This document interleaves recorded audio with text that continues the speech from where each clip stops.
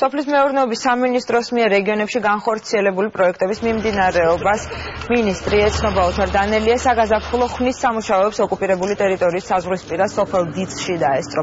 მინისტრმა გუბერნატორთან ზურაბ რუსიშვილთან ერთად ის ობიექტებიც დაათვალიერა, რომელთა დაფინანსება შეღავათიანი აგროკრედიტის პროექტის ფარგლებში განხორციელდა. მინისტრმა ძევერასა და კარალეთში გაშენებული ხეხილის ინტენსიური ბაღები და სამაცივრე მეურნეობის სამშენებლო სამუშაოებიც დაათვალიერა. გორში კი ოთარ დანელია ფერმერთა მომსახურების ახალი ცენტრის გახსნის ღონისძიებას დაესწრო.